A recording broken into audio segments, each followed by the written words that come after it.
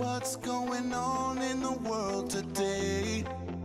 It's crazy, yeah, I know. Everybody's begging I'm to CLN. see some I'm uh, change, but it's I'm being in the all team. like a I'm living in this team snake. Got long time, something to believe and I really like it. So my background is I'm a this computer science student feeling in my this undergraduation, and I'm doing my embedded system over here. all the way. My name is Gulshnar.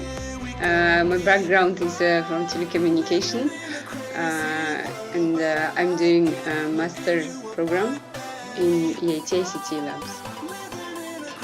My name is Alvi. I'm studying in EIT ICT Labs, majoring in human-computer interaction and design. My background is in information technology, and I come from Indonesia. My name is Nawab, and right now I'm part of eQuality team, which is working on a product named Quack. And I am from India, New Delhi, and I joined this EIT course last year as a major track in embedded systems. Currently, I'm doing a business development lab course, part of which was to develop an idea and take it to a level where you can tell certainly whether it's feasible or not. So, as a part of that product and business development, I was part of eQuality team, and we developed Quack product. Yeah, that's a long story because when we met, actually, we all had different ideas in our mind, and we all were actually very much open. The best thing about our team was that everyone was open about their ideas and expressing their views. So that I like very much. So when we met for the first time after discussion on the online discussion online, and then we met one day and we started discussing and putting our ideas forward, and everyone had several ideas to put on, and not all but so many ideas out of those ideas actually were really good and worth pursuing. So we start with the first hour. It was like, yeah, we are everyone is so cheerful and enjoying, and the second hour, like it's like everyone start fighting like this and this, and the third hour like was everyone was so dull, and fourth hour, I mean my head was started spinning. So 5 hours first day discussion end up with nothing. It was like, okay, it really matters a lot. Entrepreneurship program is not that easy, so we need to put a lot of effort. So that also after this 5 hours of discussion on the first day, then also we didn't feel tired, like I mean tired actually by mind, and we still have the enthusiasm to work more on the next day, and we started planning, and we really came out of few ideas. That's really good. We all having same thought of working for the society and working for some good cause. So that I really liked, and I was looking forward to the next day. And the next day also it was like 4 hours or 5 hours, and the next day, that the other day it's 9 hours, something like that, and it was keep on going on, and we had some few ideas in our hand. Like all the ideas are really good, and everyone liked it. And at the beginning, I didn't really like the idea, and I really want to stick with my problem-solving ideas. But then, you know, I start, maybe I can start something new and not always just stick to what I believe it's right, and maybe, just improve on the idea that we have come up with, and then just improve it. Maybe it will be useful in the future. Feel something in the air tonight. Actually, all my understanding of business would be built on my understanding of users, but in fact it's not true, because you can never predict the customer behavior, I think.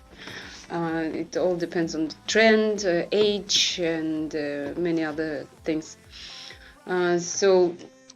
The other thing is that it's better always to come up with a hypothesis or experiment and test it. like, because by testing you test your changes, and you can see how successful will it be, or will it fail in the future. So you will have more understanding of the market and the users as well. And this was surprising. I mean, sometimes poor people thinking produces some stuff, but when you talk to more and more number of people, you get surprising ideas and surprising aspects and point of views about your own idea and your own product.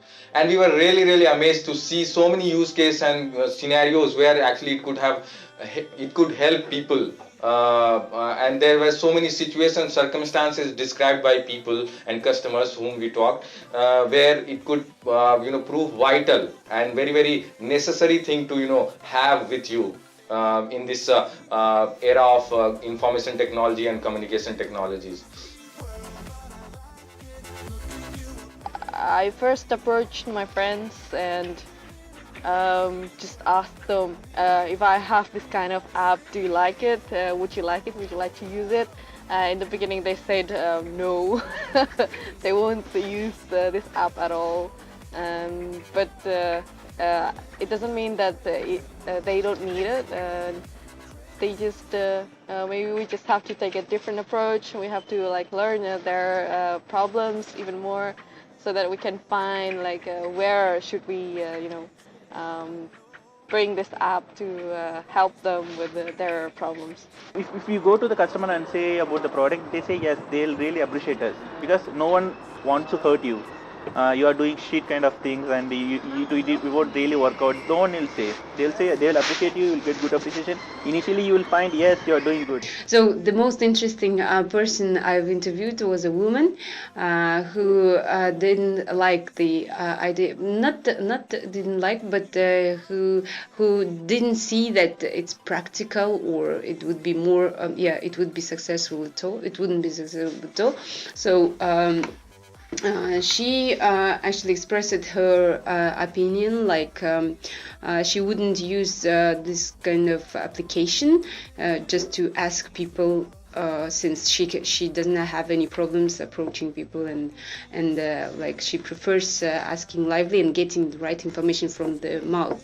So but after giving some case examples to her, she immediately changed her opinion. So the example I gave was I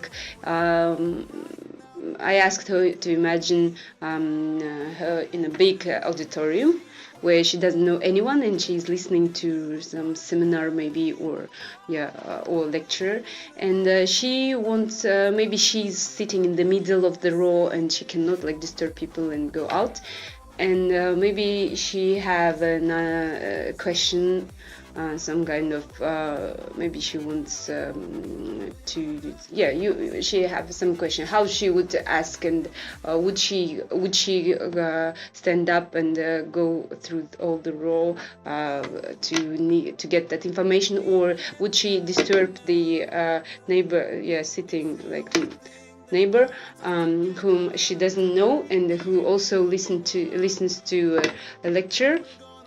So in that case, she just after imagining this case, she smiled and said, yes, in this case I would definitely use this application, because I see that all people are busy with listening and the lecture. They're all concentrated on that, and disturbing them wouldn't be nice.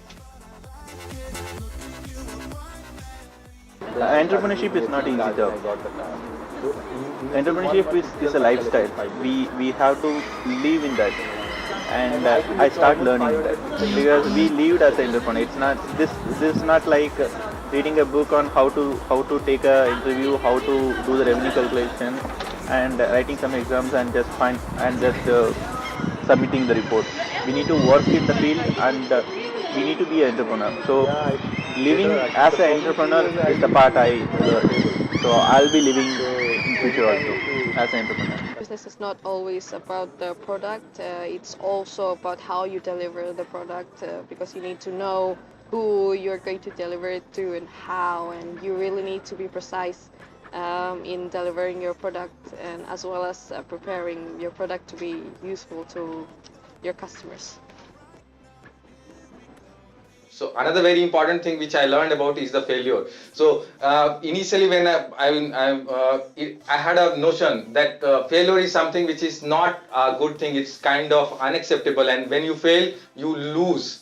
But it's not always like that, and especially from the entrepreneurship point of view, failure is not always about losing. Failure is also about learning. Failure is also about paving the way for your future. Failure is also about success. So once you fail, there is a bigger chance that next time you succeed, and more number of times you will fail, more learnings you will have, more understanding you will have of all the actors which are acting in the business environment, and more way of handling and tackling those problems you will learn, and so you actually get to know better about how to deal with a particular problem, and you increase your chances of success in the future actually. So that's why it's this is the lesson which I learned, that it's not so bad and that bad, or in some words you can say that it's not at all bad to fail sometimes in entrepreneurship.